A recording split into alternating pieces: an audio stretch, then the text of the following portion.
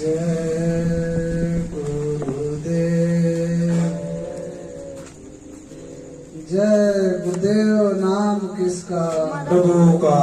प्रभु का पावन नाम। जय गुरुदेव। बाबा जी का कहना है शाकाहारी रहना है, शाकाहारी हो जाओगे, बीमारियों से बच जाओगे। क्या खाने से हुए खराब, अंडा मछली मांस क्या खाने से होगी भलाई, साग सब्जी दूध मलाई, हाथ जोड़ कर बिना हमारी हो जाए सब शाकाहारी। बाबा जी की अर्जी है, आगे आपकी मर्जी है। जय गुरुदेव। जय गुरुदेव। शब्द स्वरूप में सर्वत्र विराजमान परम संत बाबा जय गुरुदेव जी महाराज, परम संत बाबा जय गुरुदेव जी महाराज के उत्तराधिकारी श्रद्धेय पूज्य महाराज के चरणों में कोटि कोटि नमन प्रणाम करते हुए यहाँ उपस्थित सभी सत्संगी धर्म प्रेमी भाई बहनों को सादर जय गुरुदेव। जय गुरुदेव। प्रेमी भाई बहनों, बड़ा सौभाग्य है कि जो आज हमें आपको ऐसा अवसर प्राप्त हुआ। महात्माओं ने कहा कि जब हमारे आपके जन्म जन्मांतरों के शुभ पुण्य कर्म संचय होते हैं और जब वो मालिक की बहुत बड़ी दया कृपा होती है, तब हमें आपको ऐसा सत्संग सुनने का अवसर प्राप्त है। देखो, महात्माओं ने कहा कि सत्संग जल जो कोई पावे, मैला ही सब कर कट जावे। सत्संग ऐसा जल है जहाँ कौआ स्नान करता है और हंस बन करके बाहर निकलता है, ठीक उसी प्रकार से आज हम आप बुरे खोटे कर्मों के कारण हमारा आपका मन मैला और कुचैला हो चुका है। इसका ठीक और दुरुस्त करने के लिए सत्संग बहुत जरूरी है। बिना सत्संग के ये मन निर्मल नहीं होगा, और जब तक मन निर्मल नहीं होगा तब तक हम आप उस भगवान का, मालिक का भजन भक्ति नहीं कर पाएंगे। तो प्रेमी भाई बहनों, सत्संग बहुत जरूरी है। जैसे हम आप अपनी शरीर की सफाई करने के लिए ये बाहरी जल का प्रयोग करते हैं, लेकिन ये बाहरी जल जहाँ हमारा आपका जीवात्मा और मन बैठा हुआ है, वहाँ तो पहुँच ही नहीं सकता, तो उसकी सफाई कैसे होगी? तो उसकी सफाई करने के लिए संतों महात्माओं ने सत्संग रूपी जल का बहाना, यही सत्संग रूपी जल है जिससे हमारा आपका मन निर्मल है और स्वच्छ हो। प्रेमी भाई बहनों, महात्मा कहते हैं कि बड़ा सौभाग्य है कि ऐसे मलिन कलयुग में, ऐसे कलिकाल में हमें आपको ये मानव तन मिला हुआ। क्योंकि प्रेमी भाई बहनों, ऐसा समय है जिस मकसद के लिए हमें आपको उस परमात्मा ने इस मृत्यु लोक में भेजा, यानी मनुष्य शरीर में जब भेजा कि भाई तुम नीचे जाना, भजन भक्ति करना, गीता रामायण भी पढ़ लेना, कुरान बाइबिल भी पढ़ लेना, किसी जीते जागते संत महात्मा का खोज करके भेंट दीदार कर लेना और उनके बताए हुए रास्ते पर चल करके अपनी जीवात्मा का कल्याण करना। इसी मकसद के लिए हमें आपको ये मनुष्य शरीर दिया गया है। प्रेमी भाई, आज वो समय है जिस मकसद के लिए ये दिया गया है। आज संत महात्मा भी इस धरा भूमि पर आए हुए हैं, मानव संदेश दे रहे हैं, जीवात्मा कल्याण के लिए संदेश दे रहे हैं, वो नाम की कमाई दे रहे हैं, वो नाम दे रहे हैं जिससे हमारा आपका ये मानव जीवन सफल हो जाए। इसीलिए बड़ा सौभाग्य है यदि हम आप इससे पहले इस धरा भूमि पर आए होते 700 वर्ष पहले, तो हमें आपको महात्मा भी नहीं मिलते, ऐसे जीवन चला जाता, फिर हम आप 4,84 लाख योनियों में नरकों में चले जाते। लेकिन बड़ा सौभाग्य कि ऐसे समय पर मानव तन मिला कि आज महात्मा से भेंट दीदार भी हो गया और हम आप केवल उनके बताए हुए रास्ते पर चलने की जरूरत है। जो महात्माओं ने नाम धन दिया है, उस नाम धन की कमाई जो महात्मा उपदेश हमें आपको दिए हैं, उस उपदेश पर चल करके उस नाम की कमाई करना है।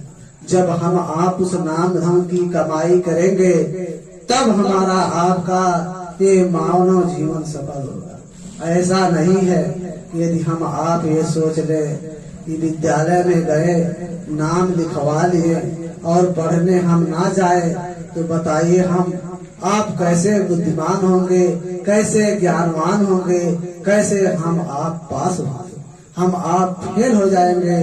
ठीक उसी प्रकार से वो भी प्राविद्या है। यदि हम आपने विद्यालय में नाम लिखवा लिया, यानी महात्मा के दरबार में पहुंच गया और गुरु मंत्र ले लिया, तो हमारा आपका फर्ज बनता है कि डेली विद्यालय में जाना, पढ़ना, और हमें आपको प्राविद्या के विद्यालय में फर्ज बनता है कि सुबह शाम उस मालिक का याद करना जो रास्ता बताए हुए, उस रास्ते से याद करना। क्योंकि जब तक हम आप उस रास्ते पर नहीं चलेंगे, उनके बताए हुए उपदेशों को नहीं मानेंगे, तब तक हम आप उस परमार्थ के पढ़ाई में काबिल नहीं। महात्मा कहते हैं कि भाई यदि इस संसार में सुखी रहना चाहते हो, यदि उस मालिक के दरबार में पहुंचना चाहते हो, अपने घर जाना चाहते हो, अपने सच्चे वतन जाना चाहते हो, तो हमें आपको पहला जरूरी है सत्संग। सत्संग ही ऐसी सीढ़ी है, जब हम आप सत्संग को सुनेंगे तो हमारे आप के अंदर दीनता आएगी। जब तक दीनता हमारे आप के अंदर नहीं आएगी, तब तक हमारे आप के अंदर मालिक अपने गुरु के प्रति, उस भगवान के प्रति प्रेम और प्यार नहीं पैदा होगा। तो पहला जरूरी है कि हमें आपको सत्संग के माध्यम के द्वारा अपने अंदर दीनता लाने की जरूरत है। जब दीनता आ जाएगी, जब हम आप दीनहीन बन जाएंगे, छोटा बन जाएंगे, तो प्रेमी भाई बहनों, इस संसार में भी हम आप इस संसार के लोगों से मिल करके शांति सुकून से अपना जीवन निर्वाह कर लेंगे, और बाकी जब जाने का समय होगा तो मालिक अपने घर बुला लेगा, अपने सच्चे वतन पहुंचा देगा। क्योंकि प्रेमी भाई बहनों, दीनता ऐसी होती है। छोटा बनना बहुत बढ़िया है, बहुत जरूरी है, बहुत महानता। छोटा से ही सब कुछ पाया जाएगा। जैसे राजमहल के अंदर यदि प्रवेश करना है, जाना है, तो यदि हम आप हाथी पर चढ़ करके और हाथी बन करके यदि हम आप उस महल के दरवाजे के रास्ते जाएं और दरवाजा बंद रहे, तो हम आप उसके अंदर दाखिल नहीं हो पाएंगे। लेकिन एक चींटी जो छोटा होती है, यदि वो छोटा रहती है और दरवाजे के नीचे से जो खुला रास्ता रहता है, वो हजारों बार सफर करती है। उसी प्रकार परमार्थ में यदि हम आप छोटा बन गए, दीनता अपने अंदर ला लिया, तो प्रेमी भाई इसी मनुष्य शरीर में बैठ करके हम आप हजारों बार, लाखों बार उस मालिक का दर्शन दीदार कर लेंगे, अपने सच्चे वतन आते जाते रहेंगे। जब इस किराए का मकान का समय पूरा हो जाएगा, तो खुशी खुशी हम आप छोड़ कर चलेंगे। क्योंकि जब हमारा आपका उस मालिक से लगाव हो जाएगा, जब मालिक का दर्शन हो जाएगा, तो प्रेमी भाई बहन, हम आप इस संसार में रहना नहीं चाहे। क्योंकि आज तक हमने बढ़िया जगह देखा नहीं, तो अपना ही घर का बाहर का जो जगह है, इसी में मोह ममता लगता है। तो प्रेमी भाई बहन, हम आप यदि उस मालिक का दर्शन कर लिए तो ये संसार फीका लगेगा, इस संसार में रहने का मन नहीं करेगा। ये 10, 20, 100 साल आपको करोड़ों वर्ष का दिखाई देगा। जैसे हमें आपको जब शरीर में पीड़ा हो जाती है तो 1 मिनट पीड़ा को बर्दाश्त करना संभव नहीं रहता। हम आप कहते हैं ले चलो डॉक्टर के पास, चाहे जितना पैसा लग जाए लेकिन मुझे ठीक करा दो ताकि मेरा पीड़ा खत्म हो जाए। ये पीड़ा सहने लायक नहीं। ठीक उसी प्रकार से इस संसार में जो हम आप आकर के ये मनुष्य शरीर पाए हुए हैं, बहुत पीड़ा है, लेकिन क्या करें, सुख तो मिला नहीं। सुख यदि मिला होता तो पीड़ा का अर्थ पता चल जाता। इसीलिए हम आप इसी दुख को हम आप सुख समझते हैं। इसी में एक महात्मा जी थे, एक महात्मा जी के एक चेले थे। वो नाम लिए थे, गुरु मंत्र लिए थे, लेकिन लिए थे महात्मा जी के पास रहते थे, लेकिन वो कभी सुमिरन ध्यान भजन नहीं करते थे। बस कहते थे ठीक है, अभी तो समय है, उम्र है, कुछ दुनिया में कमा लूं, घूम लूं, खा लूं, उसके बाद घर तो जाना है, महात्मा मेरे पास ही है, चिंता करने की क्या जरूरत है। जितना आनंद है इस संसार में, ये आनंद को प्राप्त कर। प्रेमी भाई बहनों, ऐसे समय बीतता गया। एक समय ऐसा आया, उनके गुरु यानी महात्मा ने चेले से बोले कि बच्चा एक बात है। तो चेला ने बोला कि बोलो गुरु महाराज क्या बात है। तब गुरु महाराज ने बोले कि देखो, आप आज के 15वें दिन आप इस शरीर को छोड़ दो, यानी आपकी मृत्यु हो जाएगी। आपने सुमिरन ध्यान भजन किया है कि नहीं किया है। इतना बात जब सुना, चेला घबरा गया कि भाई हमने ना उधर का किया ना इधर का व्यवस्था किया, और संदेशा महात्मा यानी हमारे गुरु बता दिए कि आपको 15वें दिन जाना है। उसके अंदर इतनी घबराहट हो गई, अब नींद उसका खत्म। रोने लगा, चिल्लाने लगा, अपने गुरु के चरणों में पड़ गया और पढ़ करके रोने लगा। कहा गुरुजी मुझे बचा लो। महात्मा जी बोले अरे भाई क्या बचाने की जरूरत है, इस संसार में जिसको जितना दिन सांसों की पूंजी मिला है उसे भुगतने के बाद यहाँ से जाना है। तुम्हें तो गुरु मंत्र भी मिल गया है, नाम धन भी मिल गया है, कमाई किए हो तो क्या चिंता करने की बात है। तब चेला बोले अरे गुरुजी आज तक हमने न ध्यान किया ना ही भजन किया। तो महात्मा बोले अरे भाई इतने दिन साथ में रहे, आपने ध्यान भजन सुमिरन नहीं किया, तो बताओ कैसे क्या। घबरा गया चेला। महात्मा बोले ठीक है, जो विधि का विधान है वो तो कटेगा नहीं, आपको जाना पड़ेगा। पांव पकड़ के चेला रोने लगा कि नहीं गुरुजी बचा लीजिए, आपके हाथों में सब कुछ है, आप चाहोगे तो मेरा प्राण बचा लो।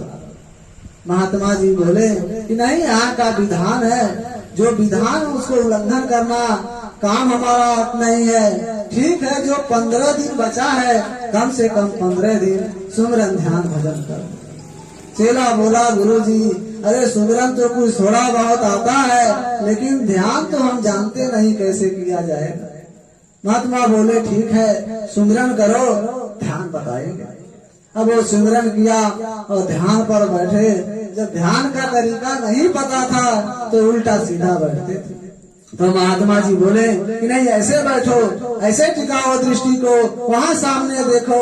लेकिन चेला को पता नहीं था। अब पहले दिन कोई बात बताया जाए तो बेचारा कैसे समझ पाए। बताया तो गया था लेकिन उसने ध्यान नहीं दिया। तब महात्मा जी थोड़ा जब वो ध्यान करने में समझ नहीं पाया, वो ध्यान नहीं सही से कर पा रहा था, तब महात्मा जी अपने उंगली को तो जो 10वां द्वार जहाँ माताएं विद्या लगाती हैं, पुरुष टीका लगाते हैं, महात्माओं ने अपने उंगली से वहाँ पर धक्का मार करके बोले यहाँ दृष्टि को टिकाओ, ध्यान करो, यहाँ पर लगा। जो ही महात्मा उंगली लगाए और जब यहाँ पर लगा ठोकर, तब तक उसकी दृष्टि खुल गई। और जब दृष्टि खुल गई वो मंडलों की सफर करने लगा, ब्रह्मा विष्णु महेश का दर्शन करने लगा और दर्शन करते करते ऊपर मंडलों में अपने सचखंड अपने वतन पहुंच गया। जब वहाँ का ऐसो ऐसरत देखा, वहाँ का सुख देखा, तब उन्होंने कहा अरे हम तो कहाँ भूले थे, हम तो ऐसे जगह भूले भटके थे, आज हमारा असली घर तो यही, सुकून शांति यही है। वो वही मंडल सफर करने लगा। वो कहा अब नीचे नहीं जाऊंगा, अब मैं यही रहूंगा। तो महात्मा जी जब थोड़ा समय बीता, अरे भाई आओ, बाहर तो आओ, अब तो बाहर निकलो, हटो। महात्मा ने थोड़ा हाथ हटाया और शक्ति हटाई, तब तक चेला का शरीर में ये प्राण आया। और जब बाहर देखने लगा तो महात्मा जी के सामने पांव पड़ गया, रोने लगा, चिल्लाने लगा, कहा अरे प्रभु जी, अरे मालिक मुझे बचा लो।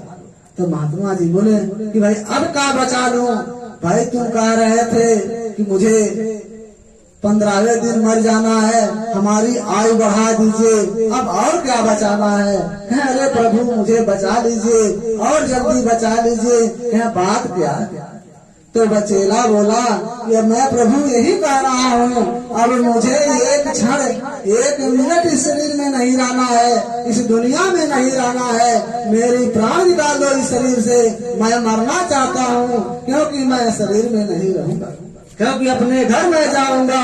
जब से मैं शरीर में आया अभी कुछ क्षण के पहले बहुत दुख पीड़ाएं शुरू हो गई, ये दुनिया बहुत खराब लगने लगी, इसीलिए प्रभु जी मुझे इसमें मत रखो। तब महात्मा जी बोले अरे भाई अभी तो 15 दिन है, कम से कम 15 दिन तो रह, उसके बाद तो जाना ही जाना है, अब तो तुम्हारा काम बन गया है। चेला बोला अरे प्रभु जी ये 15 दिन 1500 वर्ष हो जाएगा, मुझे नहीं रहना है, ये बहुत गड़बड़ है, मुझे यहाँ से निकालो, जल्दी करो। तो महात्मा बोले नहीं, जैसे तैसे जीवन काटो, अब तो तुम्हारा इस लोक में ही अच्छा हो गया, परलोक में भी अच्छा हो गया, तुम चिंता मत करो। ठीक उसी प्रकार से प्रेमी भाई, जब तक हम आप इस संसार में पड़े हुए हैं, जब तक अपने वतन सचखंड अपने मालिक के दरबार को नहीं देखे हैं, गुरु का दया को नहीं पाए हैं, तब तक हम आप इस संसार में यही सोचते हैं कि मैं ना मरूं, मेरा आयु बढ़ा दे, मैं 100-2 साल का और 10 का हो जाऊं। तो प्रेमी भाई बहन, लेकिन जिसका वो जो दृष्टि खुल जाएगा, उस मालिक का दर्शन दीदार हो जाएगा, इस दुनिया में रहना नहीं चाहिए। तभी तो महात्माओं ने कहा भाई जवानी में यदि आपने नाम की कमाई धन कर लिया इकट्ठा, तो बुढ़ापा में आपको कोई चिंता करने की जरूरत नहीं है। जब शरीर में पीड़ा रहेगी, आप खाट पर सोए रहोगे और सोते सोते अपने शरीर से प्राण निकाल करके उस ऊपरी मंडल की सैर कर लोगे, वहाँ आनंद उठा लोगे। शरीर यहाँ भी समय पास हो जाएगा, वहाँ भी आपका आनंद बनता रह जाएगा। लेकिन यदि जवानी में नहीं कमाया और बुढ़ापा में कमाना चाहेंगे, तो बुढ़ापे में कमाते कमाते तब तक क्या हुआ, कमाई भी नहीं हुआ और शरीर भी छूट गया और हम दुख में ही पड़े रह जाएंगे। इसीलिए प्रेमी भाई बहन, जो समय है समय को ना गवाए, इस समय को हम आप सुमिरन ध्यान भजन मालिक के उपदेशों पर, जो मालिक का उपदेश है आदेश है, उस आदेश का पालन करते हुए उस नाम की कमाई। प्रेमी भाई महात्मा कहते हैं कि जब हमारे आपके अंदर प्रेम और प्यार पैदा हो जाएगा, तो वही महात्मा तब हमारे आप के ऊपर खुश होंगे, वो गुरु खुश होंगे। जब गुरु खुश होंगे तब वो हमारी खुश होंगे। क्योंकि हजरत ईसा अपने बाइबिल में लिखे हैं, उन्होंने कहा कि भाई देखो, यदि मुझसे अच्छा मुझसे प्यारा इस दुनिया में तुम्हारा कोई है, तो तुम ये समझ लेना अभी तुम उस मालिक के काबिल नहीं हो। यदि इस दुनिया से अच्छा तुम्हारा गुरु है, यानी मैं हूँ, ये समझ लियो गुरु आपका आपके ऊपर खुश है। क्योंकि गुरु का मैं ही, वो जो ट्रांसफार्मर होता है बल्ब का, मैं ही ट्रांसफार्मर, मेरे बिना वो बल्ब नहीं जलेगा। प्रेमी भाई बहनों, मेरे ही ऊपर जो 11,000 वोल्टेज का जो ट्रांसफर से सप्लाई आता है, हमारे अंदर आ करके हम 240 वोल्ट का सप्लाई बना करके तब आपका बल्ब जलवाते हैं। तो इसीलिए पहले गुरु की खुश करो, उसके बाद तब वो मालिक खुश होगा। प्रेमी भाई बहनों, महात्मा कहते हैं कि सत्संग जो हम आप सुनते हैं, सत्संग सुनने का मतलब जो हमारे आप के अंदर कमी और कमजोरियां हैं उसे दूर करना, और जो अच्छाइयां हैं उसे ग्रहण करना। सत्संग का मतलब ही जो हमारे आप के अंदर बुराइयां हैं उसको त्यागना, जो हमारे आप के अंदर अच्छाइयां हैं प्रेमी भाई बहनों उसको कैसे बरकरार रखना है, उसे कैसे चलाना है, उसके ऊपर विचार करना। इसीलिए जब तक हम आप सत्संग नहीं सुनेंगे तब तक हम आप उस मालिक के काबिल नहीं। महात्मा कहते हैं कि सतगुरु पर करो भरोसा, फिर ना करो कुछ अफसोसा। यानी बगैर भरोसे और विश्वास का यदि हमारा आपका भरोसा गुरु पर नहीं है तो हम आप उस मालिक के काबिल नहीं होंगे। क्योंकि महात्मा वही कहते हैं कि सतगुरु पर करो भरोसा, फिर ना करो कुछ अफसोसा। यदि बगैर भरोसे और विश्वास का हम आप इस संसार में और इस परा विद्या में चलना चाहे तो हम आप का राह नहीं चल सकते। इसीलिए सतगुरु कहते हैं बगैर भरोसे और विश्वास का हम आप कुछ कर पाएंगे नहीं। इसीलिए सतगुरु पर भरोसा कर। जैसे कैसे भरोसा करना है, जैसे रेलवे स्टेशन पे हम आप जाते हैं तो रेलगाड़ी का टिकट कटवा लेते हैं तो हमारे आप के अंदर भरोसा हो जाता है पक्का कि चाहे ट्रेन 1 घंटा देर और सवेर आवे लेकिन हम अपने घर जरूर पहुंचेंगे, अपने मंजिल जरूर पहुंचेंगे। तो प्रेमी भाई बहनों भरोसा रहता है तो हम आप उसी प्रकार से अपने घर अपने जगह पर पहुंच जाते हैं। ठीक उसी प्रकार से जब उस सतगुरु ने हमें आपको वो नाम धन का टिकट दे दिया है तो एक ना एक दिन हमें आपको जरूर पहुंचाएंगे, लेकिन भरोसा होना जरूरी। बगैर भरोसे का हम आप कभी नहीं पार हो पाएंगे। इसीलिए भरोसा करना जरूरी, वो भी पक्का भरोसा।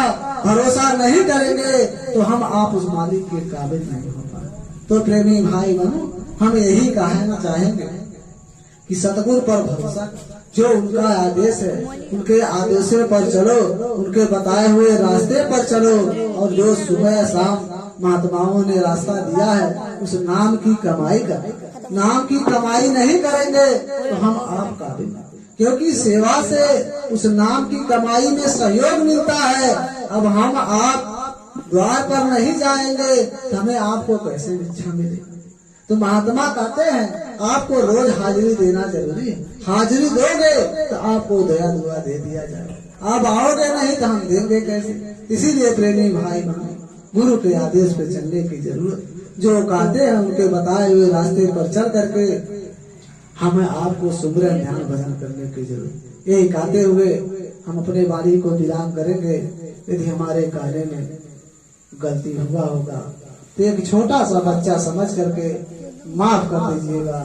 बोलो जय गुरुदेव। जय गुरुदेव।